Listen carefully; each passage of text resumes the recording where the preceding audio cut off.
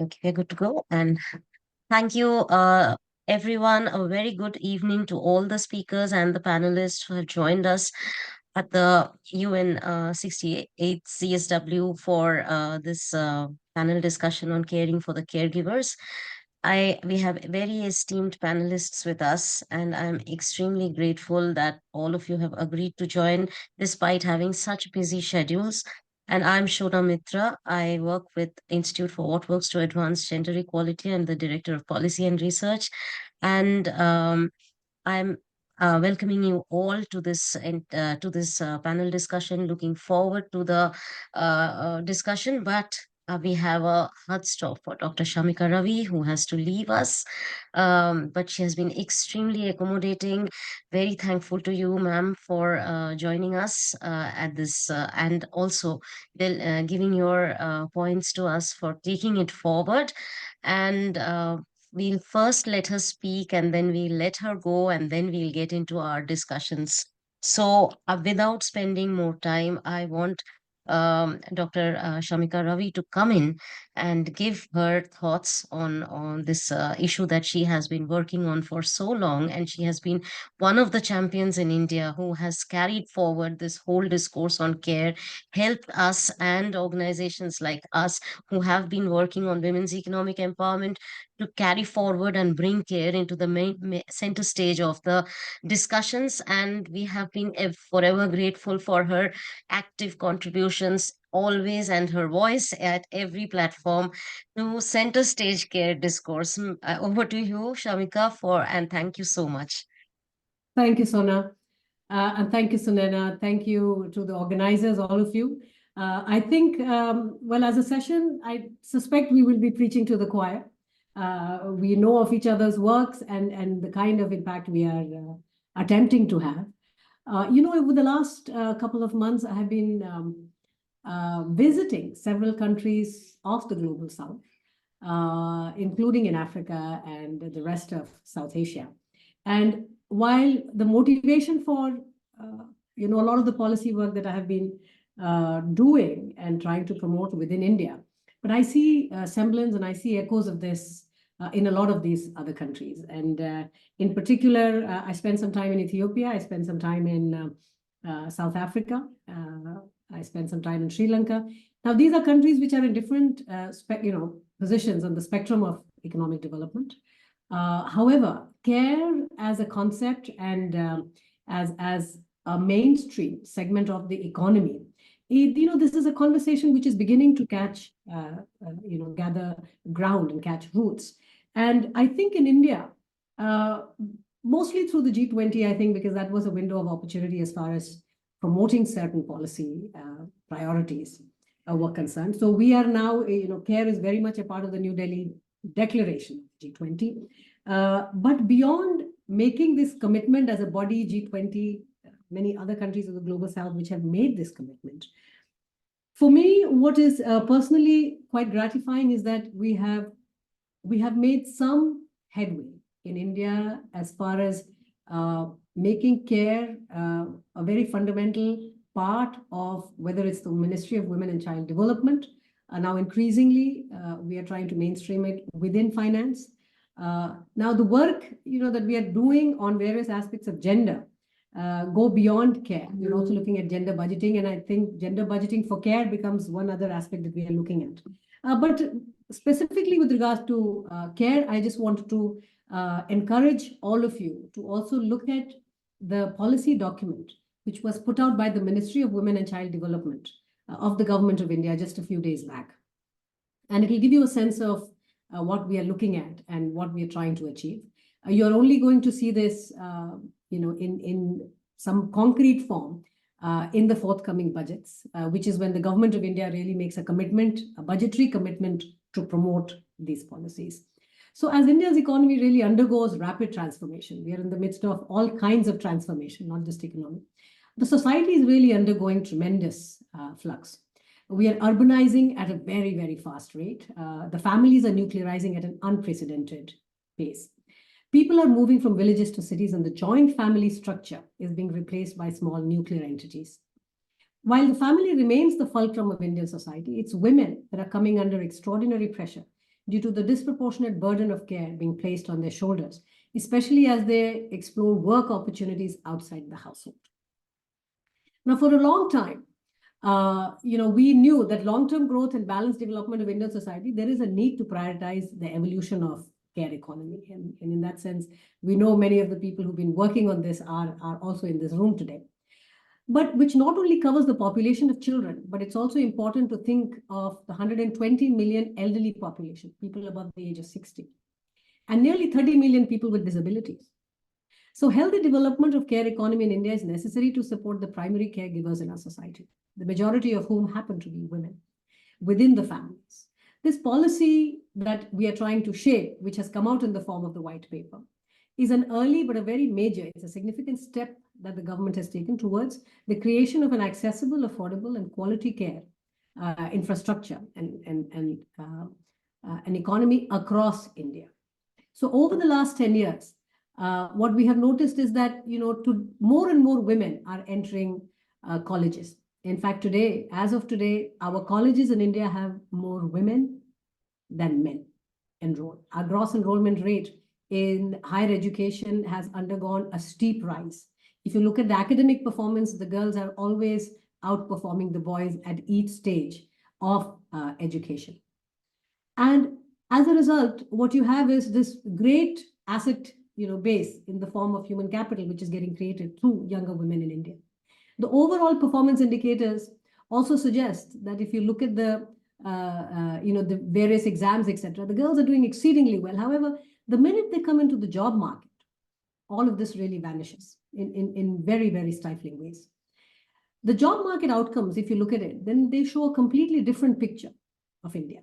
India has one of the lowest female labor force participation rates across the emerging markets.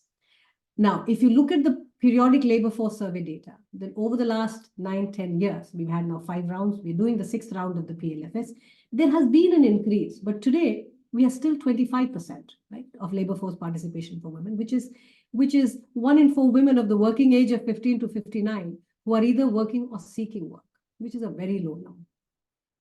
This is significantly low compared to male labor force participation, which is around 58, around 60%. Now, a major reason often cited for women dropping out of the labor force is the lack of adequate support for caregiving. We also know from the time use survey data that women in the working age, on an average, are spending in excess of 5 hours taking care of someone every day. And even when women are working, they end up spending around 3.5 to 4 hours every day taking care of someone. So clearly, there is a lot of value that is getting created. In fact, we know that, and a lot of this is, of course, it's almost entirely unpaid and it's domestic work.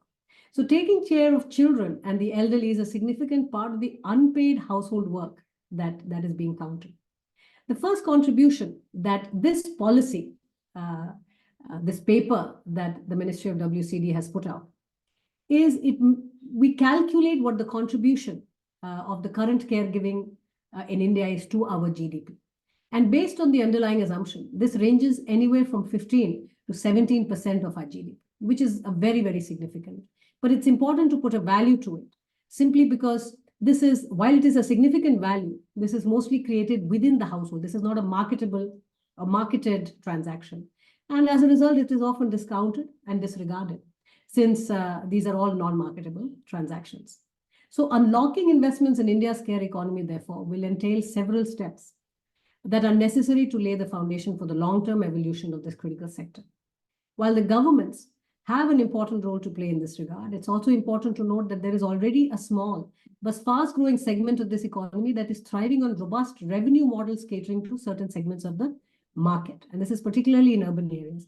So we know that policies on care economy will not be limited just to public policy, but also having the right regulations through corporate affairs, etc., to allow and really encourage the right revenue models or the business model from the private sector, because there is clearly an enormous demand. Now, if you look at the white paper or the thinking of the government, that is what it portrays. It describes several components of the care economy that have emerged over the years and that are fundamental to the growth of this sector. And these include, what we emphasize, is different kinds of care infrastructure, the leave policies, maternal and paternal, subsidy policies, like taxation policies, skill training, job creation, and regulatory requirements for promoting these various segments of the market. What we also do is we describe in detail the experiences of other nations that have initiated these different kinds of reforms in the last few decades by outlining the successes as well as some of the remaining challenges in these OECD markets, which are trying, and there are a few steps ahead as far as the development of a care economy is concerned. And so overall, I think through the ministry, there has been a serious effort made. And in some ways, it is a commitment, it's a promise to make care a fundamental part of the economy. Now, beyond the WCD ministry, we also know that mainstreaming will require us to socialize this idea.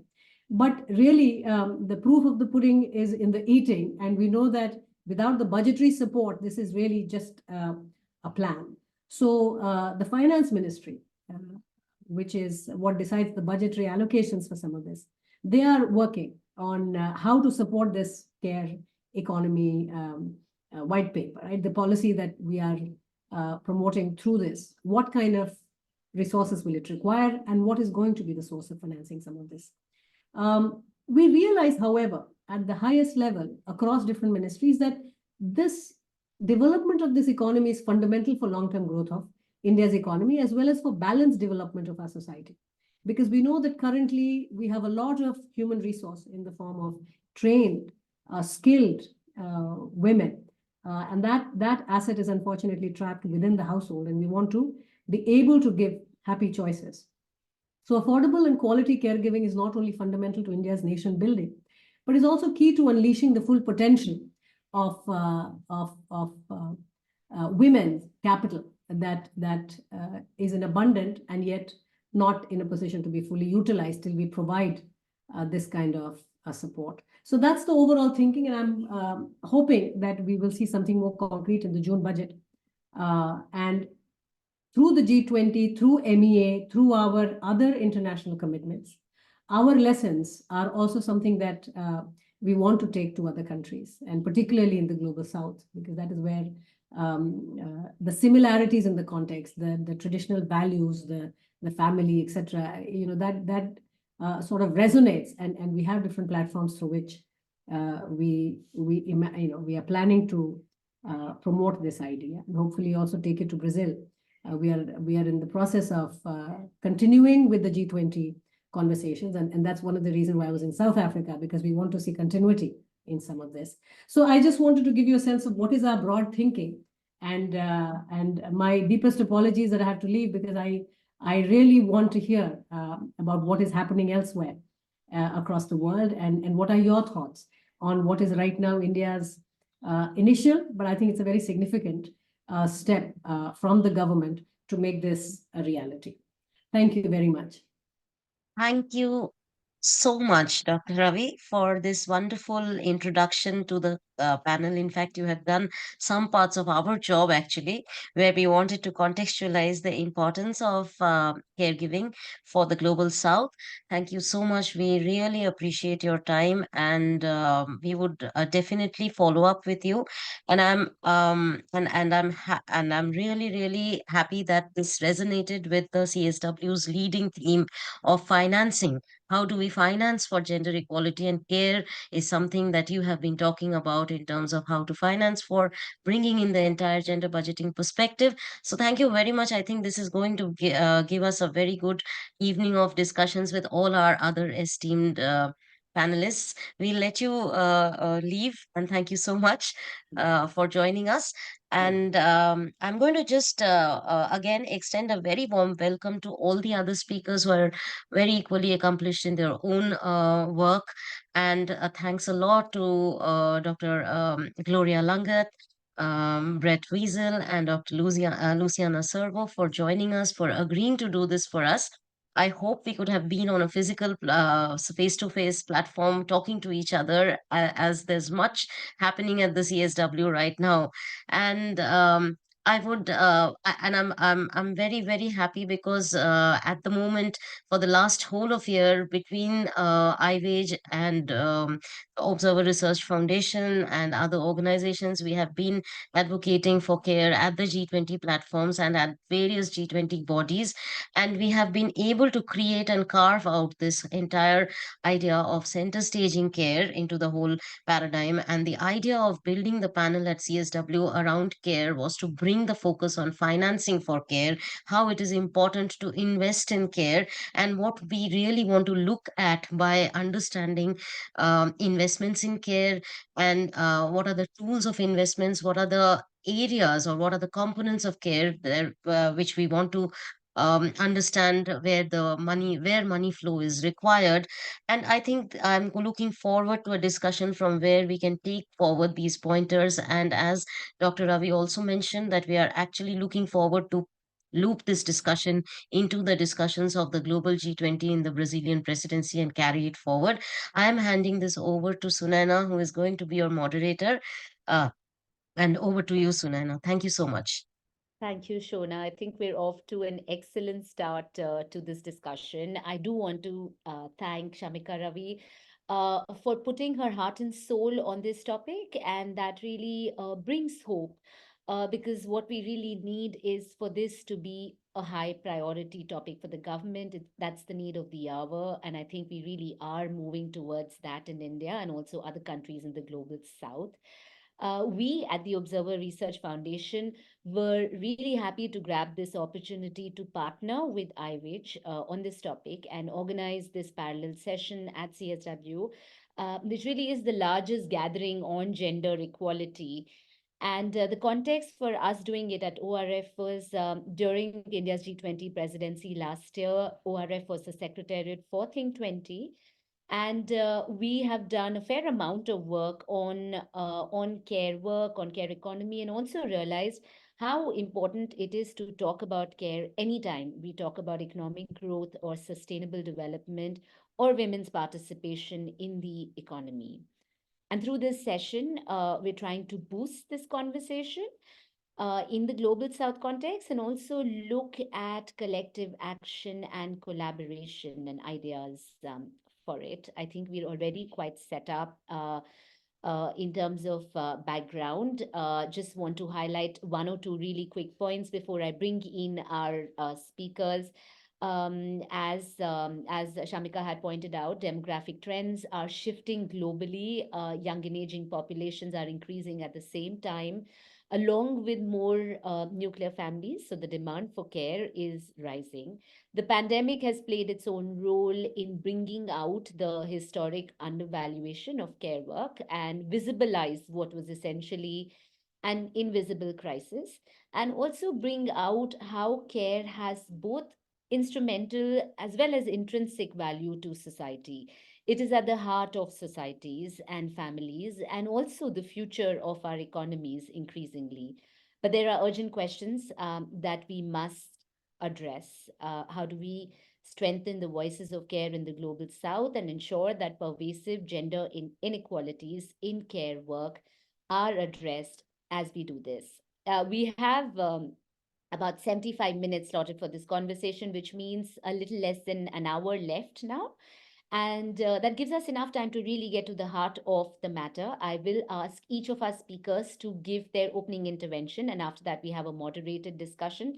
And finally, we will open it up to the audience. So please use the chat box to share your questions with us, which we will pick up at the end. We have an excellent panel of experts from around the world, and in the diversity of experience that they are bringing, I'm pretty sure we will find common threads and challenges, as well as look for common solutions.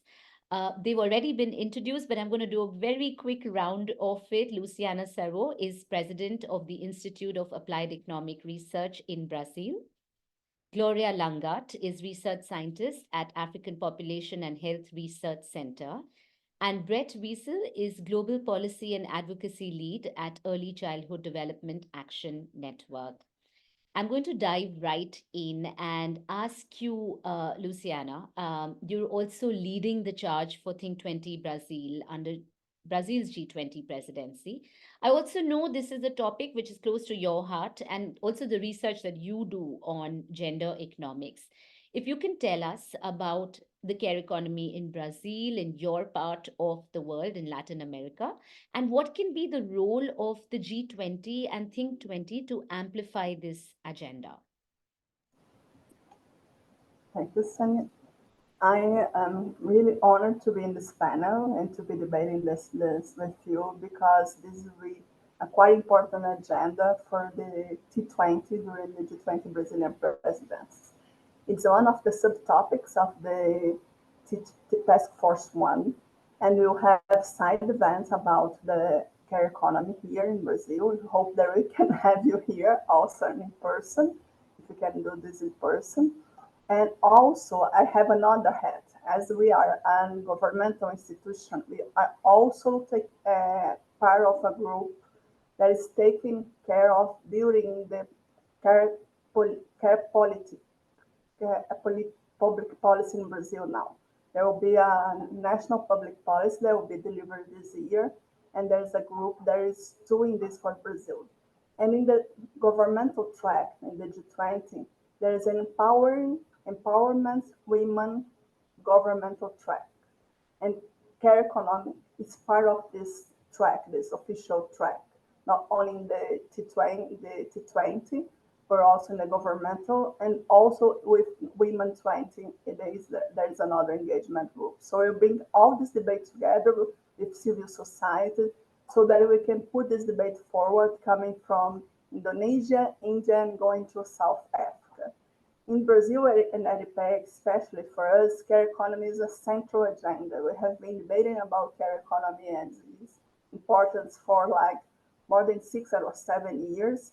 And one of the documents that IPEA produces is one of the bases for this working group that is working for the government.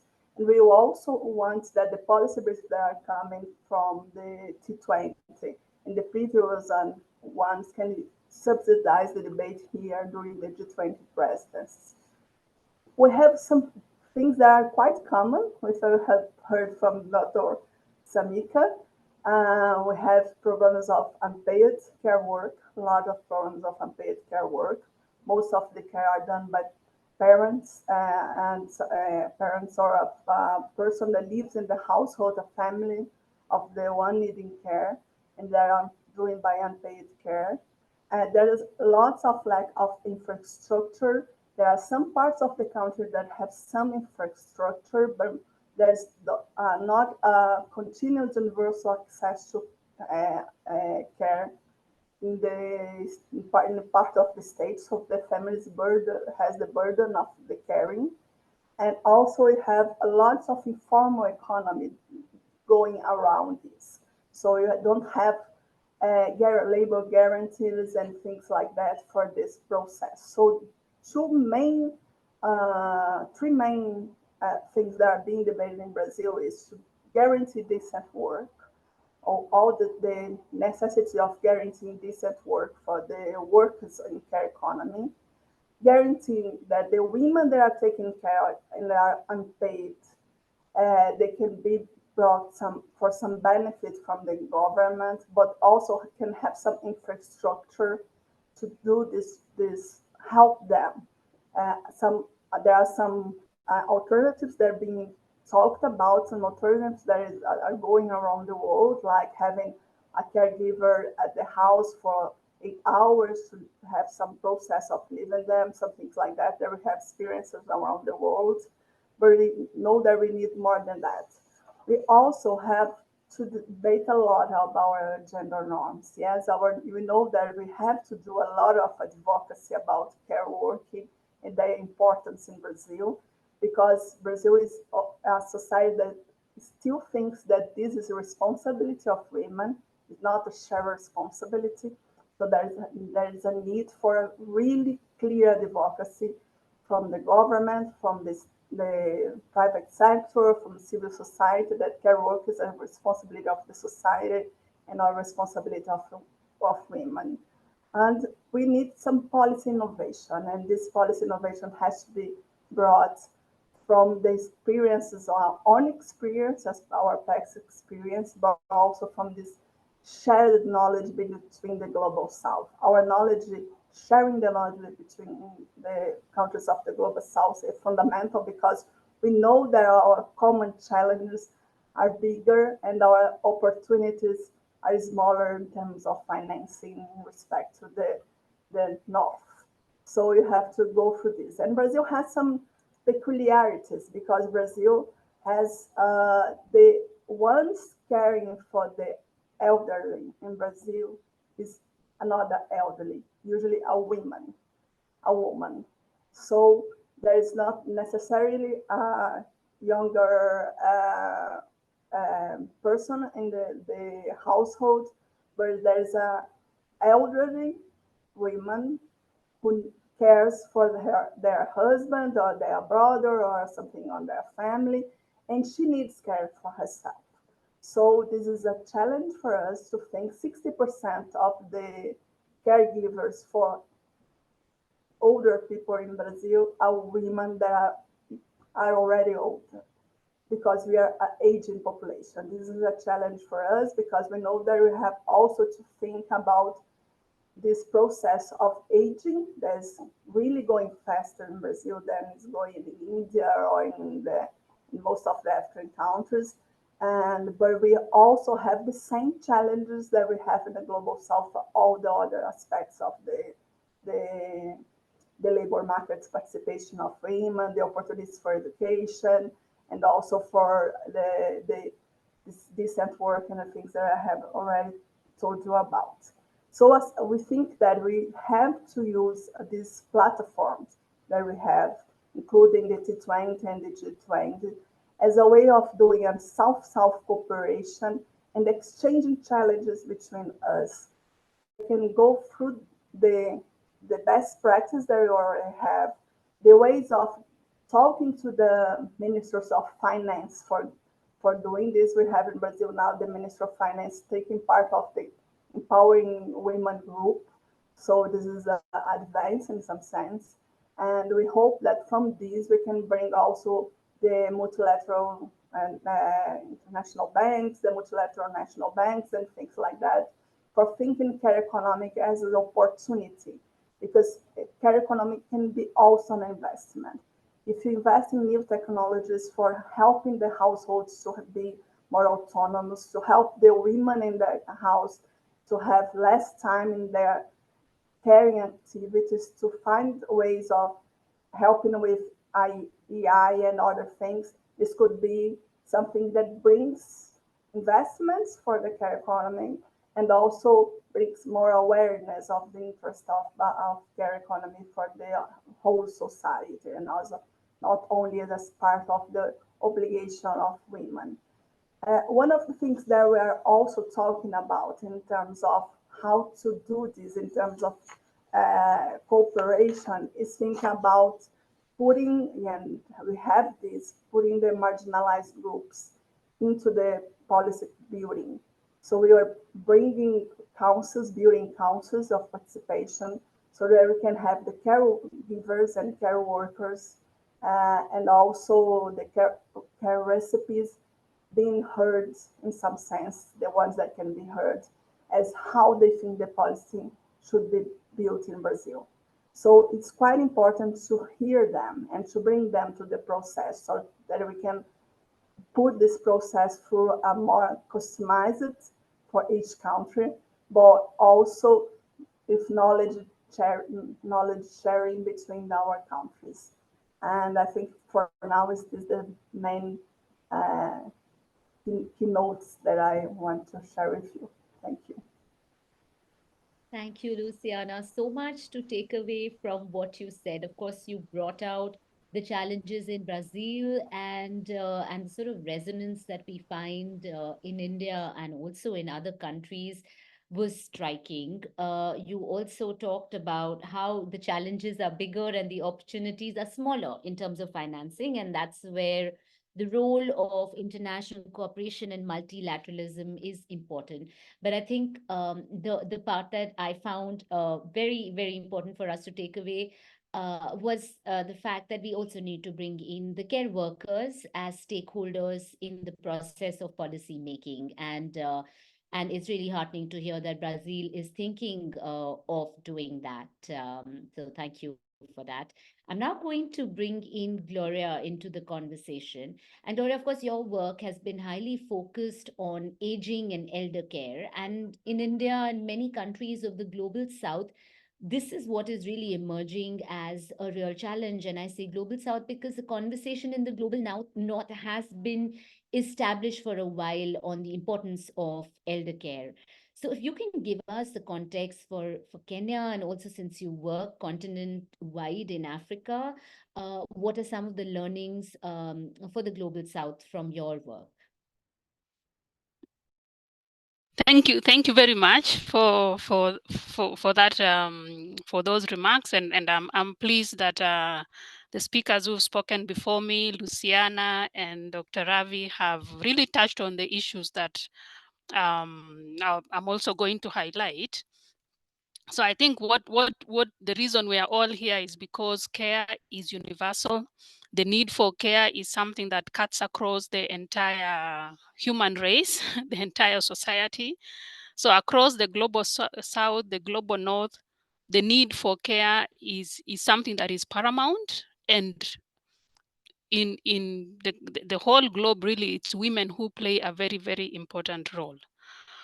So what I see about what we share between, the global south and the rest of the world is the fact that the care economy remains an area that is under-resourced, and there is less investment compared with other sectors in society.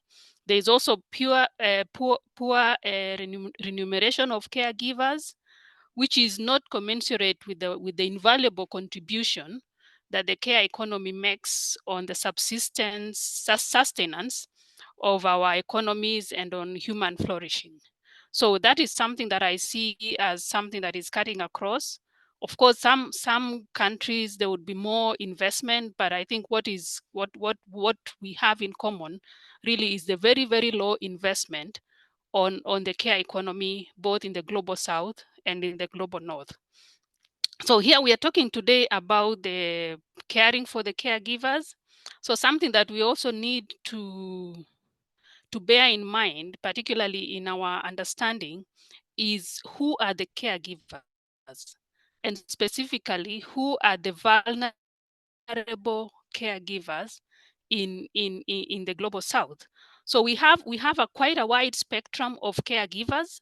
So there is always a focus on maybe just one primary caregiver in a household, but you find that there is a whole range of people involved in care. Some are people who are never even mentioned. So for instance, even the role of the community, what is the role of the community in the care economy?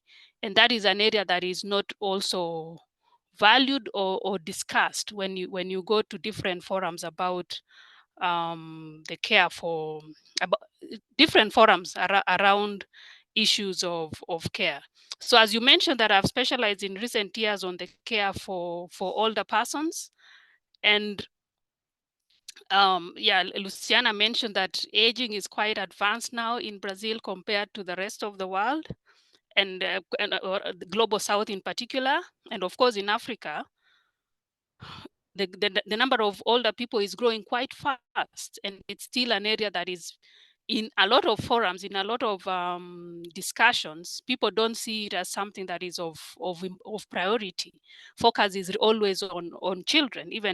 Even for my research, when I go to discussion forums, people say, oh, I don't think aging is really an issue that we should discuss for low and middle income countries. And I'm glad that Luciana has pointed that out, that this is something that needs to come into the table. So this is actually the perfect time for us to start discussing issues around care for older persons, because we are at the point where we can make the right investment, we can make the right decisions before it becomes a crisis. So a lot of interventions always wait for a crisis to happen before they step in. So this is really an opportunity for the global south to chart the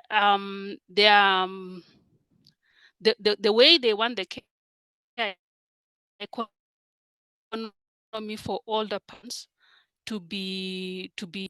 So that we don't necessarily have to copy what is happening in the global north. We really need to take into account our context. How is our context? How can we accommodate our context, our cultures, and our way of life in the care of older people?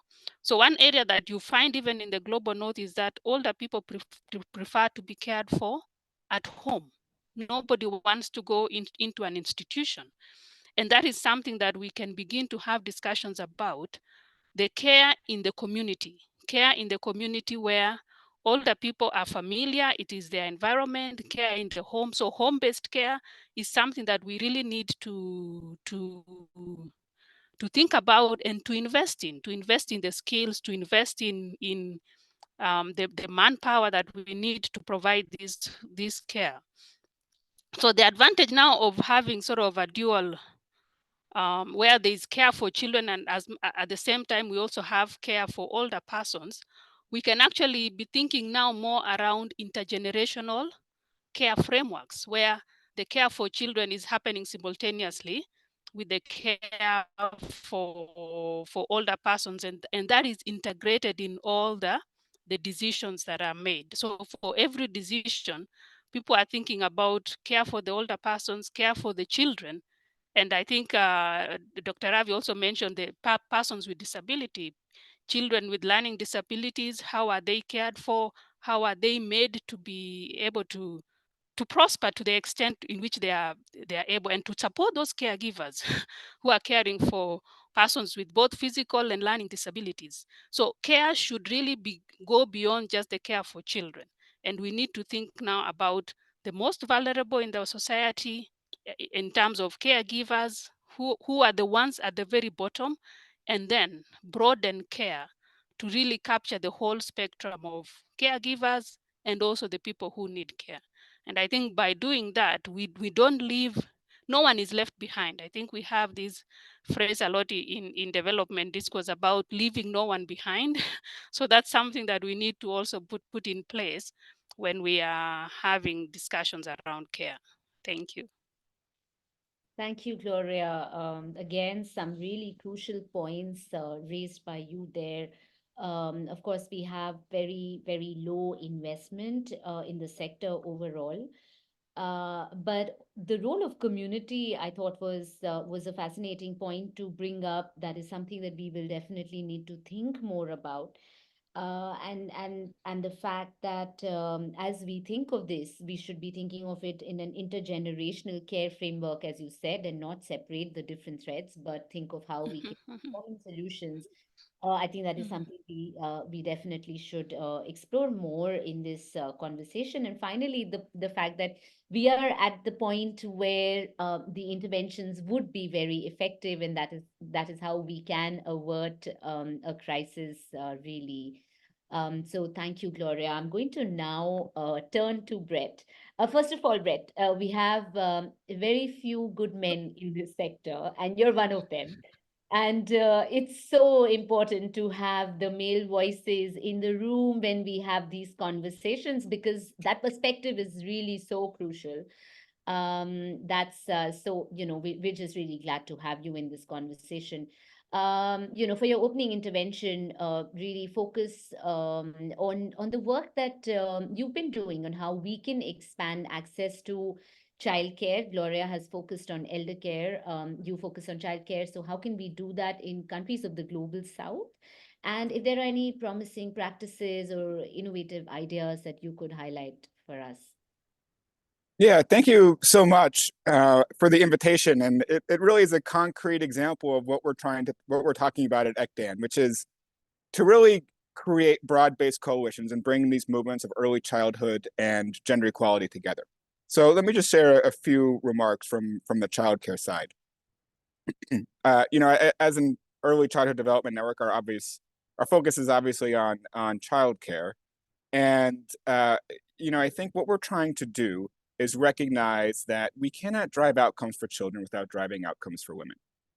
These agendas are completely linked, and we must be purposeful about making those linkages. Because when you link the agendas, then you link the strategies behind the agendas. And all of a sudden, what emerges is a really powerful political coalition, of a real powerful narrative. And so I'm actually in Tanzania right now. So if you hear a little bit of background noise, I apologize. But I'm at the Africa Early Childhood Development Network's East Africa Region Conference. And I'm stepping away from this all-day partner meeting and consultation that we've organized with partners working across the CARE agenda.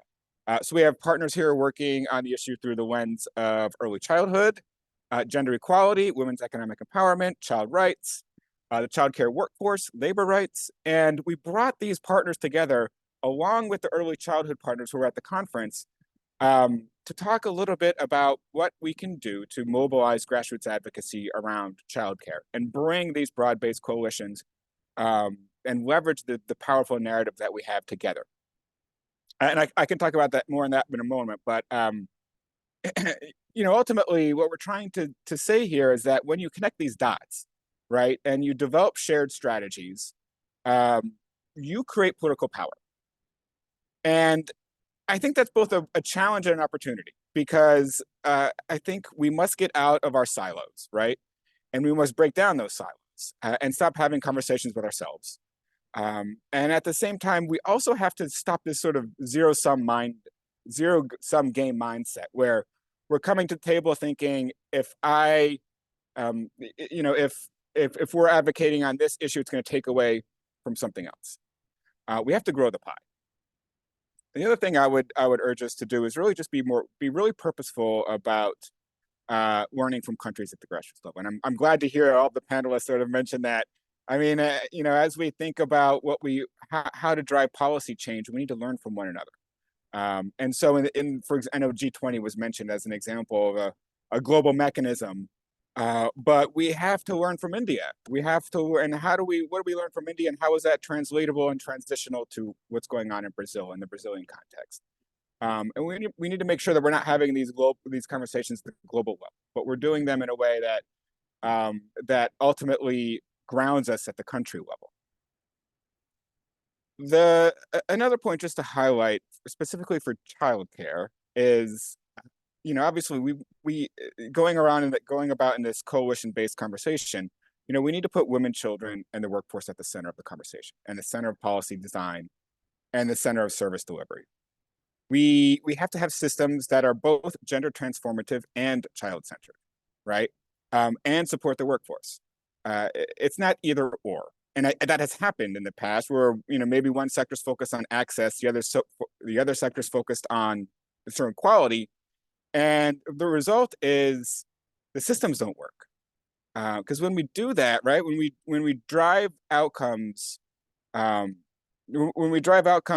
that are single focused outcomes, we often have to backtrack. So, looking at childcare, for example, if we're focused on access at the expense of ensuring quality services, we're going to limit the opportunity for child development, right? And if parents don't think that their kids are safe at when dropping them off in childcare settings, they won't take them there. And then the public demand drops and the system collapses, right? And the opposite is true. If the sole focus is on establishing high quality services, but those services aren't affordable or accessible, right? Particularly to those that are the most vulnerable, it's not going to work. The system collapses because they cannot access those services. And, so I think we have to look at these issues holistically, and we have to be really purposeful about creating space for one another, creating the space for the early childhood partners to be at webinars like we are regarding CSW, and the vice versa, being purposeful about the early childhood movement, creating space for the gender equality partners to come to the table and have these conversations jointly. And then just one final point on financing, because I know it came up, and obviously we're not going to go anywhere without financing. We need more and better financing. But I would also say that we can't just finalize the policy. We have to finalize the movement behind the policies. We aren't mobilizing enough resources to support grassroots advocacy, and to really build these movements and align these movements and develop shared strategies together. Because there's such few resources that go towards advocacy, and political will just doesn't magically appear. It just doesn't magically happen. And we just had this conversation today here with these diverse partners in Tanzania, talking about how do we mobilize political will. And we recognize there's a lack of it. And there's a lack of it because we're not mobilizing civil society necessary and resources in civil society necessary to drive political will. So let me stop there and pass it over to you, Sunita. Thank you, Brett. I'll just pick up your last point there about the need to support grassroots advocacy. I think that's very important for us to think about. Also, the fact that we need to develop shared strategies and broad-based coalitions and grow the pie. I like that phrase very much. I think that's something that we can hold on to when we talk about this. And of course, what you brought to the forefront, which I think again remains so important, is the fact that if we're talking about childcare, we cannot do that without talking about gender transformative policies and also workforce and the importance of it. I am going to pick your brain later on financing, but that's in the next round. Not going to let you go with that short point. Luciana, if I can turn to you and ask you, of course, we're seeing in many economies market-based solutions emerging for care. We're looking at the use of digital platforms offering care services. And this is happening in conjunction with the rise of technology, family sizes shrinking, the need for care rising. We're seeing many of these emerge in all of our countries. And there will only be more of these models of market-based solutions. As you think about this, would you say that there are non-negotiables that we should look at for an effective care system when the market is stepping in as actively? And as you think about this, does G20 have a role in forming these regulations?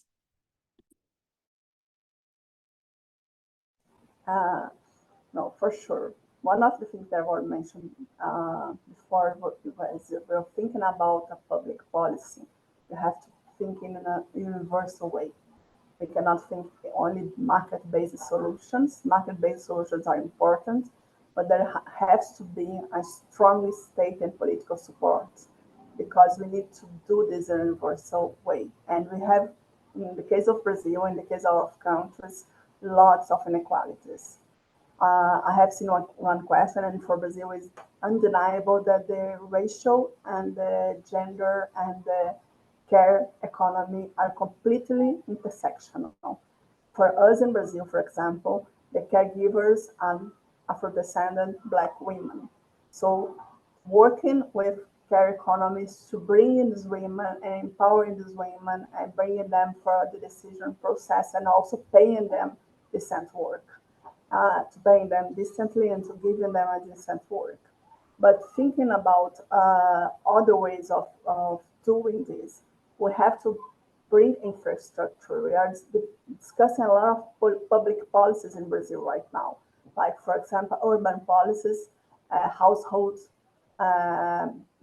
building of new houses for more marginalized people. This should be done thinking about this care economy also. So industrialization policies, the urban policies, the financial policies, all of them should bring the care economy for their perspective. I think market-based solutions can be used and be brought to the process because the advantage of having this digital economy, this artificial intelligence that can give space for women to use like an AI for remember about the medicines that they can give for the ones that are caring for themselves or helping them to clean the house or establishing safety ways of them to be in their house is important. But for sure, we need to have state policy solutions. It's important to have a broad view about this. If you think this as was said by Brett, and as a pieces of a puzzle and not the entire figure, we'll put in pieces and we'll be inefficient. We'll be inefficient in the solution. So So bringing the market-based solution, blended finance, and all these things will be important. But we have to have a structured policy and to have the non-negotiables that were discussed already in the other forums. And also the one thing that Gloria said, a community-based view. In Brazil, the community base is important too, although that the communities are formed mainly by women, the child or the elderly of women. So there is a community based in the sense of gender balancing debates. But bringing the community to the debate is fundamental for understanding the reality of different communities and how community engages in the process of caring. Because you're always thinking about households, you are always taking data from households. In Brazil, we don't really know how much of the care is given for a neighbor or given by other person.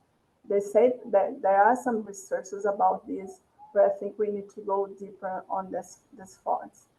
About this develop of new technologies, we are just also talking about inclusive digital transformation from the T20 for a long time. So the care economy has to be put on this debate also. And then the solutions can be market-based but inclusive, and not market-based only thinking on profit and things like that. Okay to think about profit, but then you can be profitable and inclusive. We have already estimated the losses for gender discrimination and race discrimination around the world and in Brazil. And we know that we are losing trillions of dollars for discrimination, for doing what we're doing in the care economy. So you have to do this advocacy also to see. We can bring the money if you use a correct policy for the process of reducing the gender discrimination and the ethnic and racial discrimination that is intrinsic to this process. Thanks, Luciana. And thanks also for neatly bringing all the threads together for a question which was pretty broad, really. I appreciate that. Gloria, of course, you talked about who the caregivers are, and I think that's an important question for us to think about in this discussion. They are the backbone of the care system, and when we talk about them, how can we address the necessary questions around dignity and respect for the work that they do, the contributions that they make to the economy, and also equipping them with necessary skills and fair pay?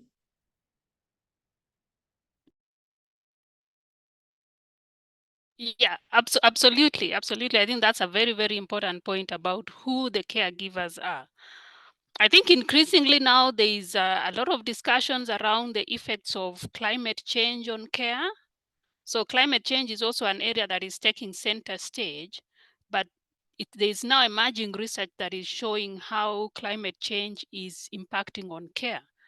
And it's affecting actually the people who are the most vulnerable. So we are increasingly seeing the effects of climate change, where climate change is intensifying the work on care, and it's also further worsening the gender inequality, almost sort of reversing some of the gains that had been made as far as gender equity is concerned, in terms of the distribution of unpaid care and the time and effort that people spend in providing care. So I would really be,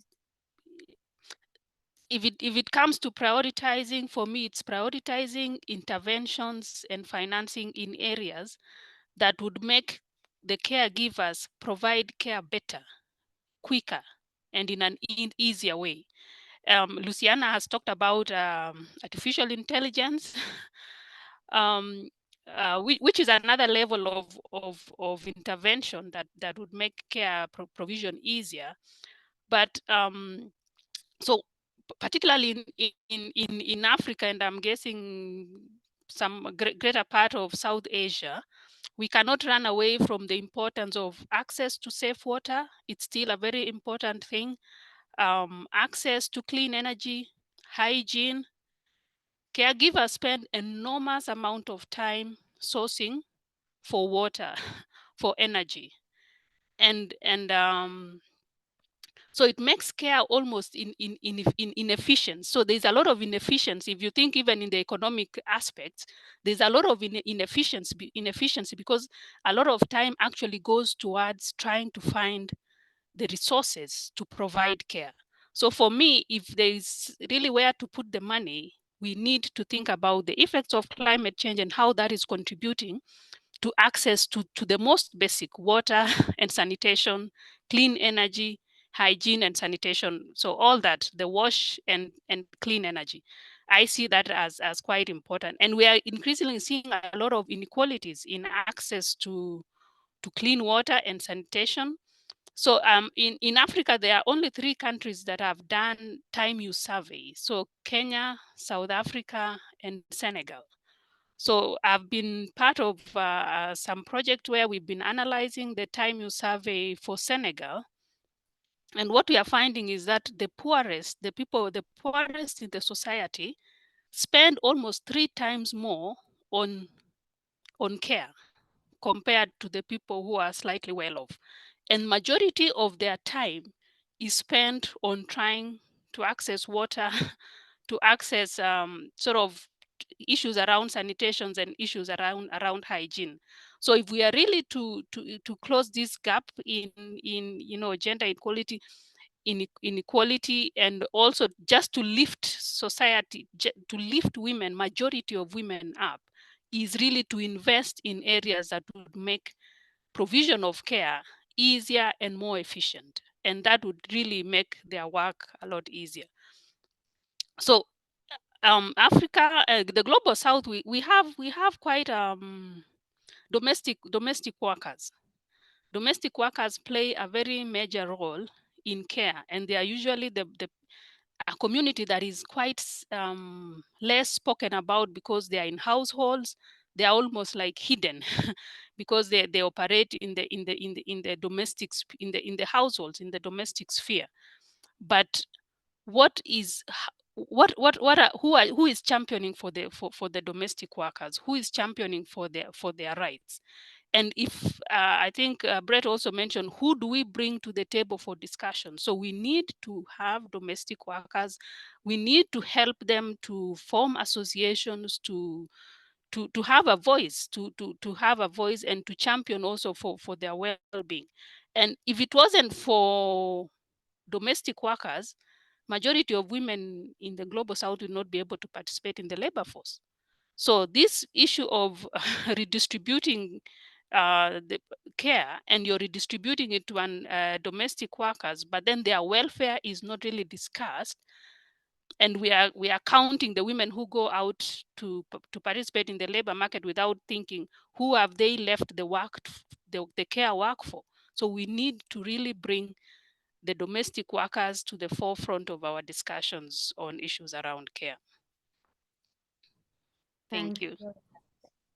You also mentioned the fact that there are 3 countries which have done time use surveys in India, and I think that's an important point to bring up. In India, this topic really gained traction with the 2019 survey that brought out how Indian women have the highest burden of care work in the world. And perhaps that's another area of investment that really needs to be prioritized. Brett, of course, Gloria talked about how if we think about investments, we should think about climate change as an example. To you, I would ask, how can we make a business case for the care economy to attract investments in it so that it is both affordable as well as of high quality? Yeah, I mean, I think the business case is pretty strong, right? And I also think childcare, at least specifically, is a classic example of a broken market system. You have 350 million children worldwide in need of childcare. This is from the World Bank's report a few years ago. I think it was 2022. That's 40%. 8 out of 10 of those kids are in low and middle income children. And yet, that it's one of those win-win-wins, right? If you are able to establish and invest in quality childcare services, right, it it provides child development opportunities.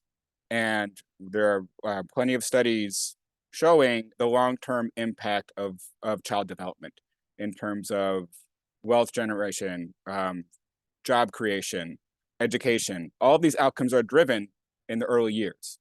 And this is the sort of sweet spot, if you will. We also know that it creates more and better and improved opportunities for women to engage in and enter the marketplace. And so if you can create child development outcomes, if you can create women's economic empowerment outcomes, these things have trickle-down effect on families, et cetera. And of course, it also creates jobs. I think stats are pretty powerful. I'm looking at one now, 43 million jobs potential creation, just in childcare specifically. And so, we need to look at these stats carefully and the projections carefully, because it has to be done the right way. But I think that the argument is there. And I think the market-based system doesn't work. Otherwise, there would be access to affordable quality childcare services. And if we're looking, if it's purely a market-based system, how are providers going to? They're going to be focused on profit, and how are they going to make profit? By increasing number of children, right? That then has impact on potential quality standards. So what I'm saying is ultimately there needs to be a very, very strong public financing component. And that's why the advocacy piece is so important. Because again, political will just doesn't manifest itself. We need to support advocacy movements. We need to bring the workforce to the table. We need to ensure that their perspectives are heard. We need to bring the early childhood and gender equality advocates to the table.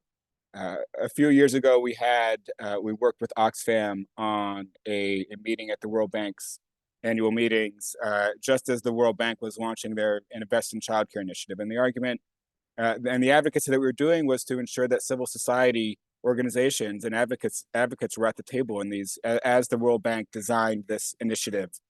And we had a woman who was part of the International Domestic Workers Federation from Brazil, actually, and she completely stole the show.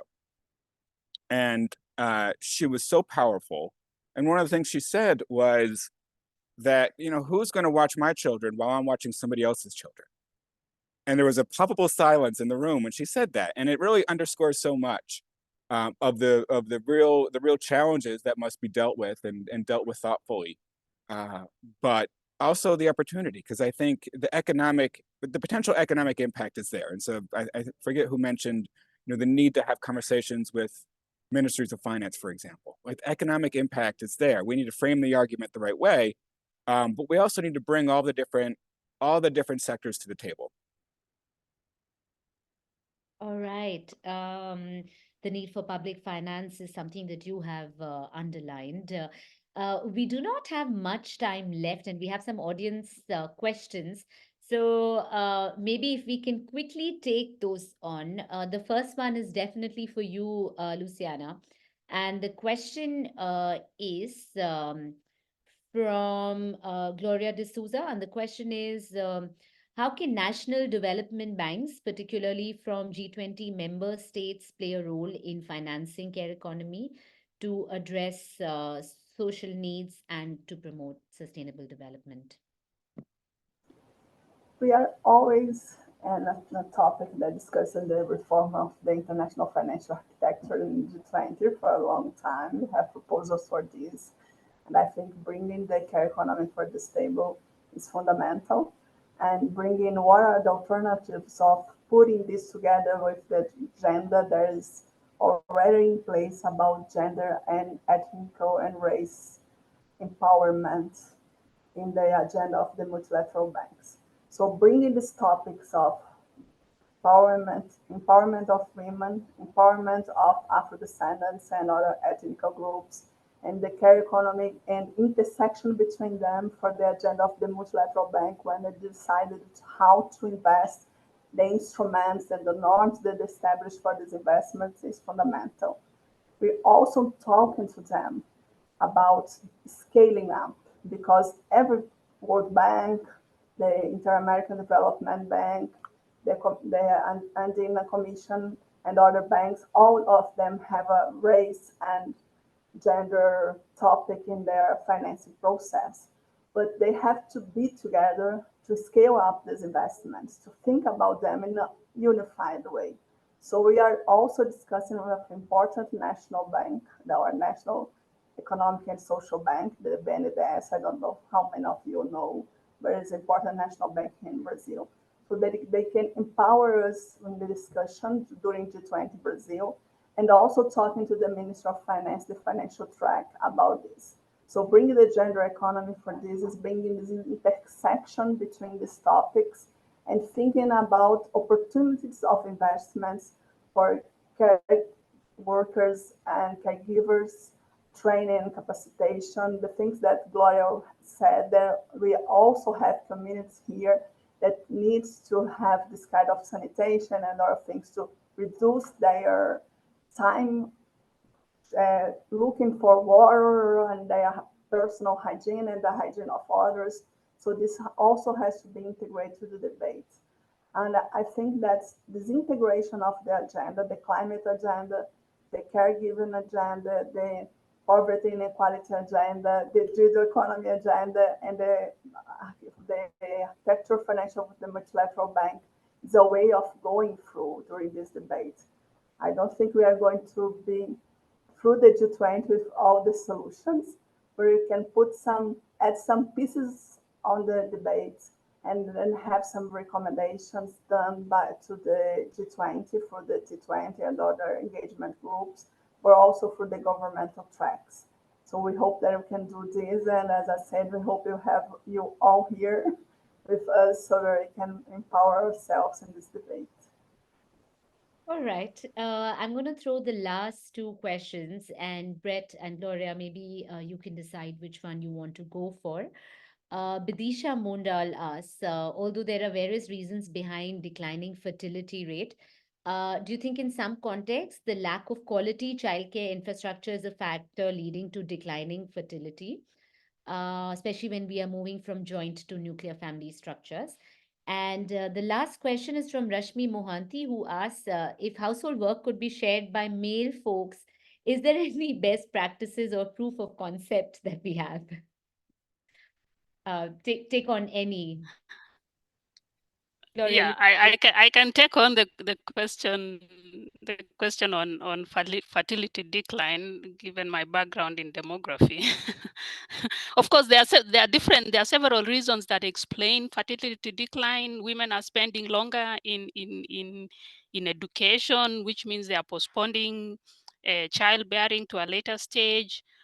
Women have choice. So I think something that is quite fundamental is the issue of choice that women have on whether to have children and the number of children to have. So that element of choice and is really part of women empowerment that is quite fundamental and explaining the issue of declining fertility. But the question now whether the care, whether the the cost of care is the one that is driving a fertility decline. That is something that is is a big debate.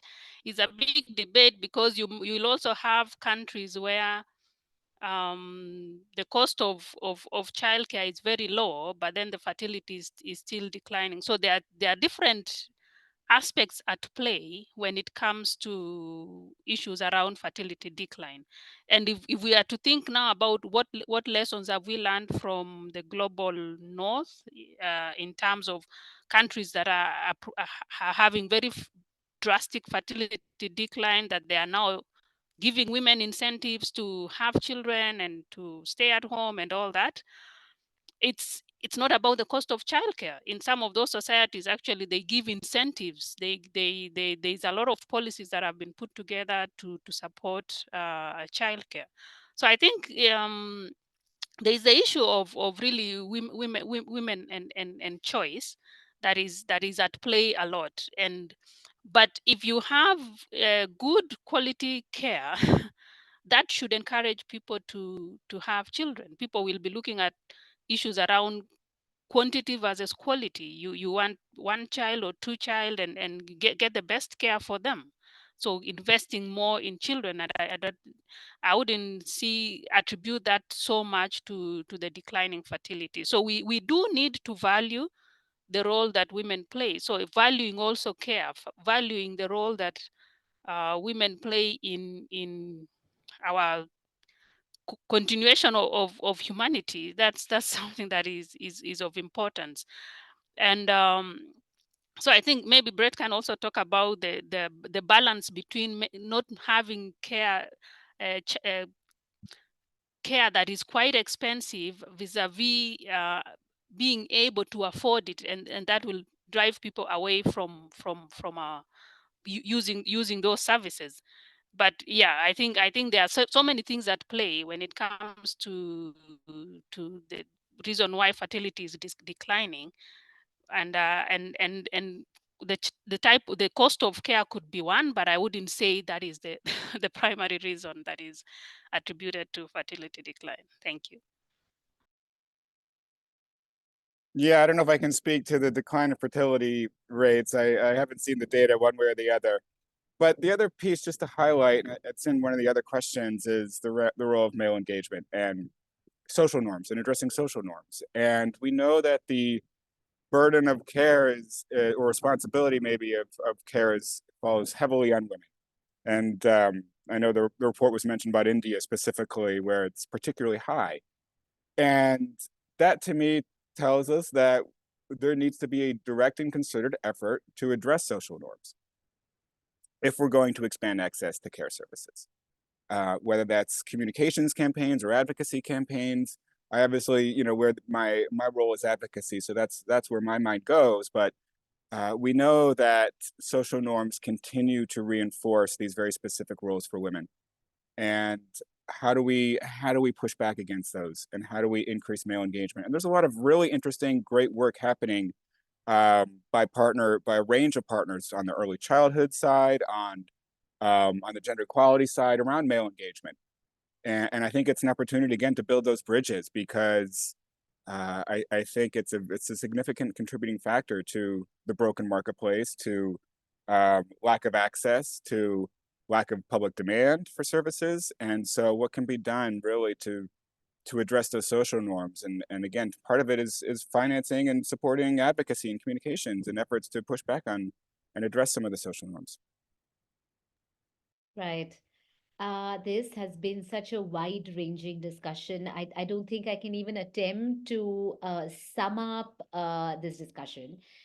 We've talked about the role of community, bringing in care workers as stakeholders, the necessity to have policies and regulations and not leave it to the market, building broad-based coalitions, addressing sticky social norms. That's what came up at the end. Shona, I'm going to have you let you have the last word on this discussion. You have been a keen listener throughout. Thanks, Sunena. It was an utter privilege to be able to host this panel discussion in partnership with ORF. And thanks to the speakers for this wonderful discussion. I enjoyed it.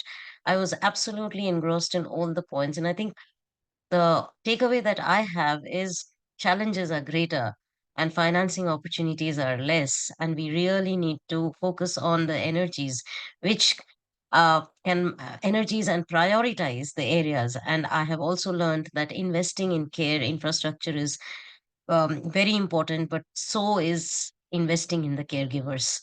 And that is something we really want to take from here, carry forward. And there are many nuances to this discussion, but I'm going to really take this as the starting point for most of our finance discussions on care.